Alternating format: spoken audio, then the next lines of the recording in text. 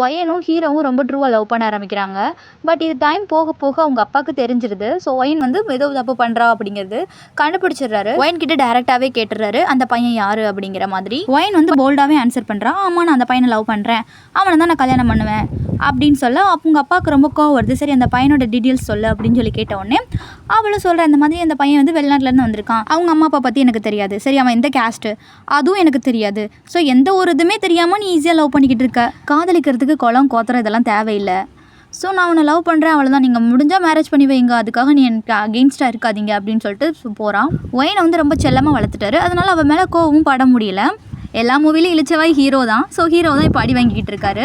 But hero என்ன சொல்கிறாரு அப்படின்னா, இல்லை நான் ஒயனை விட மாட்டேன், நீங்கள் என்ன தான் அடித்தாலும் பரவாயில்ல, என்னை கொன்னே போட்டாலும் பரவாயில்ல, நான் ஒயனை விட மாட்டேன்னு சொன்னோடனே அப்படியா சரி நீ சாகுடான்னு சொல்லிட்டு அவங்க அப்பா நல்லா சொத்துன்னு அடிய விட்டுறாரு அவனுக்கு. ஒயன் வந்து ஃப்ரெண்டு மூலியமாக தெரிஞ்சுக்கிறா. ஸோ அவனை போய் மீட் பண்ணிவிட்டு எனக்கு அப்பனும் வேண்டாம் ஒன்றும் வேண்டாம், வா நம்ம இந்த ஊரை விட்டு போயிடலாம் அப்படின்னு சொன்னோன்னே ஹீரோ வந்து ஹீரோயினை அவளோட உலகத்துக்கு கூப்பிட்டு போகிறாரு. லவ் பண்ணுறவங்களுக்கு அவ்வளோ சீக்கிரம் இடம் கிடச்சிடாது இல்லையா, அப்படி இருக்கும்போது பர்பிள் வேர்ல்டை மட்டும் கிடச்சிருமா, கிடைக்கல. பட் ஸோ நம்ம ஹீரோ என்ன பண்ணுறாரு அப்படின்னா அவங்களோட ஃபேமிலியோட சீக்கிரட்டை தங்க வச்சிருக்காரு ஒயனை. ஹீரோட ஃபேமிலி ஃபுல்லாக ஹீரோயினை மருமகளை ஏற்றுக்கிட்டாங்க. பர்பிள் வேர்ல்டை சேர்ந்த முன்னோர்கள் முட்டாள்களாக இருப்பாங்க போல, பூமிவாசிகள் மட்டும் நம்ம உலகத்துக்கு வந்தாங்க அப்படின்னா நம்ம உலகத்தை அழிச்சிருவாங்கன்னு சொல்லி ஒரு முட்டாள்தனமான நம்பிக்கையை வச்சிருக்காங்க. அவங்க கடவுளுக்கு அதை பிடிக்காதுங்கிற மாதிரி வச்சிருக்காங்க. இதை தெரிஞ்ச நம்ம ஹீரோ வந்து அவளை செக்யூர் பண்ணுறதுக்காக வீட்டுக்குள்ளேயே வச்சிருக்காரு. நம்ம மூளையில்லாத முட்டாள் ஒயன் வீட்டுக்குள்ளே இருப்பாலாம், சத்தியமாக இருக்க மாட்டான். ஸோ அவன் வந்து வெளியே வந்துடுவான். இதை வந்து பர்பிள் வேர்ல்டை சேர்ந்தவங்க நிறைய பேர் வாட்ச் பண்ணிடுவாங்க. 5 கிழட்டுக்கிட்டே போட்டு கொடுத்த உடனே அந்த 5 கிழடும் வந்துடும் வீட்டுக்கு. ஒயனை வந்து இந்த மாதிரி கடவுள்கிட்ட கூட்டுவா, கடவுள் வந்து ஒயனை ஏற்றுக்கிட்டாரு அப்படின்னா நீ அவளோட வாழலாம் அப்படின்னு சொல்லி நம்பிக்கை கொடுக்க உடனே அவனும் நம்பிட்டு ஒயனை கூட்டு போவான் அந்த இடத்துக்கு. பட் அவங்களோட வேலையை காமிச்சிருவாங்க. இப்போ வந்து நம்ம ஹீரோ அந்த இடத்துக்கு போன உடனே ஒயனை வந்து சிறைப்பிடிச்சிடுறாங்க, ஹீரோவையும் சிறைப்பிடிச்சிடுறாங்க. 2 பேரையும் பிரித்து வச்சு ஒயனை ரொம்ப கொடுமைப்படுத்தி கொலை பண்ணுறாங்க. அதை ஹீரோவால் தாங்கிக்க முடியல. ஒயனை நம்மளை மாதிரி மாற்றிடலாம் தானே சொன்னீங்க, அதுக்காக தானே உங்களை நம்பி கூட்டு வந்தேன், இப்படி அவளை கஷ்டப்படுத்திக்கிட்டு இருக்கீங்களே, உங்களுக்கே அது நியாயமா, நீங்கள் ரொம்ப தப்பு பண்ணுறீங்க அப்படின்னு சொல்லி கத்துறாரு ஹீரோ.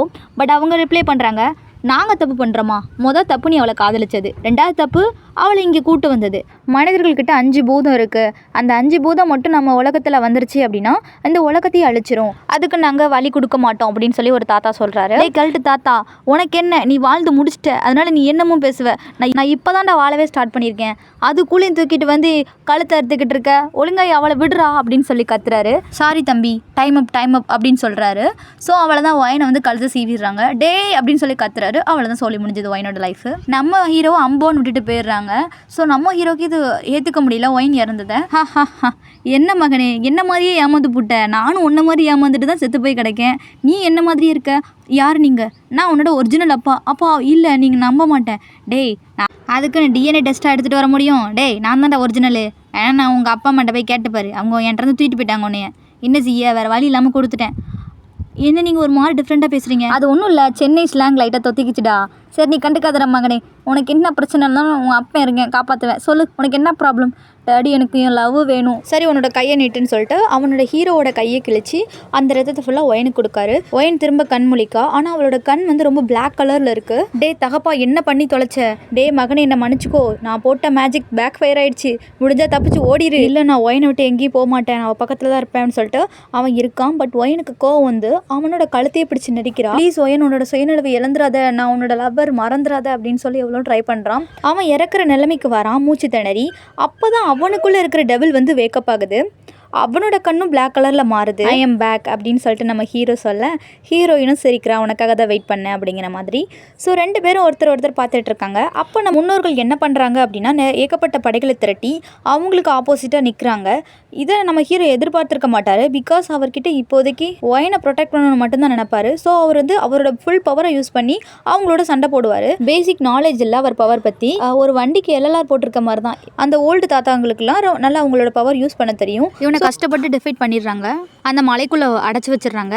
ஆனால் அவன் அடையிறதுக்கு முன்னாடி ஒயனை எப்படியாவது ப்ரொடெக்ட் பண்ணணும்னு ஆசைப்படுறான். ஒயனோட டெபிள் பவரை மட்டும் லாக் பண்ணி அவளோட உயிரை எடுத்துடலாம். மற்றவங்களாம் கன்ஃபியூஸ் ஆகிறாங்க, என்ன நடக்குது இங்கே, அவன் லவ் பண்ண பொண்ணையே அவனே கொண்டுட்டான் அப்படிங்கிற மாதிரி யோசிக்கிறாங்க.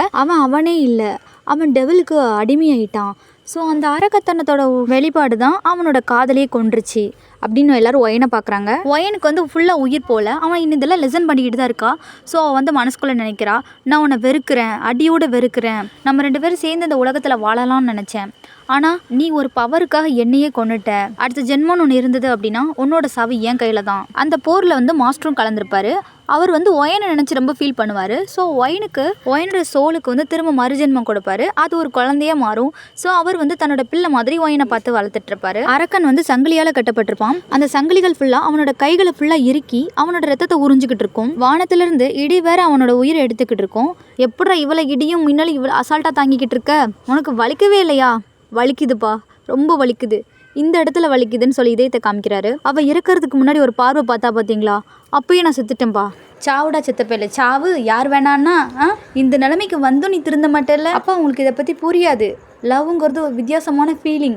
அப்புறம் என்ன ஹேருக்கு அவளோட உயிர் எடுத்துகிட்டு வந்த, என்னோட டெவில் ரத்தத்தை வச்சு ஏகப்பட்ட சக்தியை வந்து பெறலாம், அது வந்து நிறைய பேர்த்துக்கு தெரியும். ஸோ அவள் அந்த ரத்தத்துக்காக அவளை ரொம்ப கொடுமை பண்ணி அவகிட்டருந்து அந்த பவரை எடுப்பாங்க.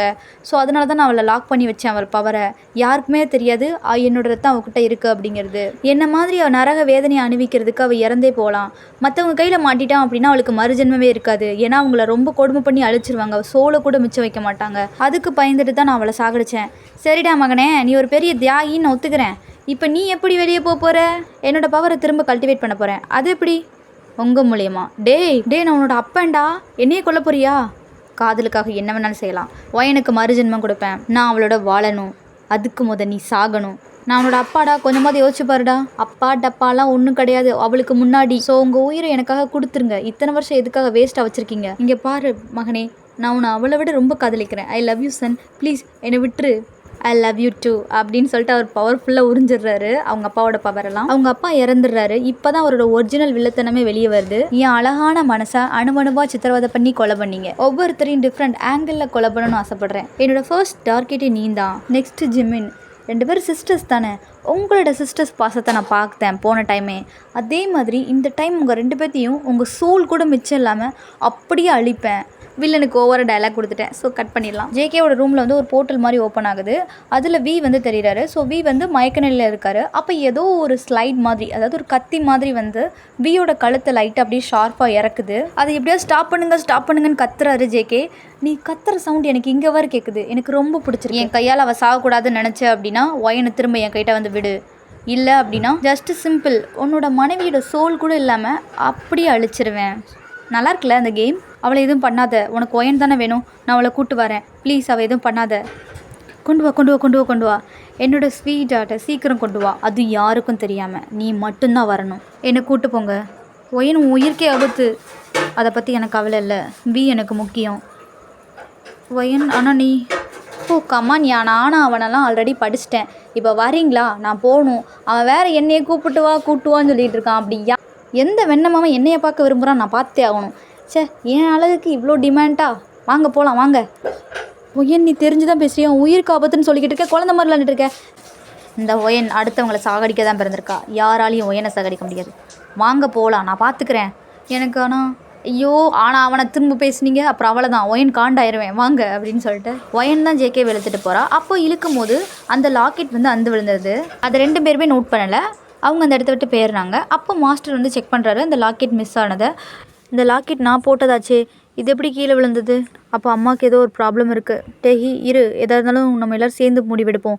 அங்கே போகிறது ரொம்ப ஆபத்துன்னு உனக்கே தெரியும்ல. இங்கே பாருங்கள், என்னை கொடுக்குற மாதிரி கொடுத்து பியும் சேர்த்து ப்ரொடெக்ட் பண்ணணும். உங்களோட ஸ்பீட் பவரை யூஸ் பண்ணி டக்குன்னு 2 பேர்த்தையும் சேவ் பண்ணிடணும். புரியுதா உங்களுக்கு?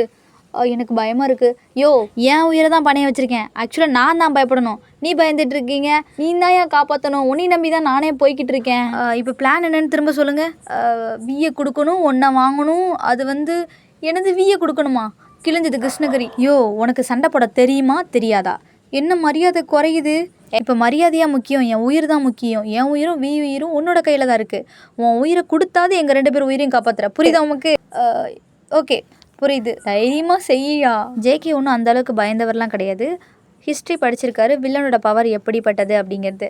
ஸோ அவருக்கு என்ன அப்படின்னா 2 பேர்த்தையும் இழந்துடக்கூடாது அப்படிங்கிற ஒரு பயம்தான்.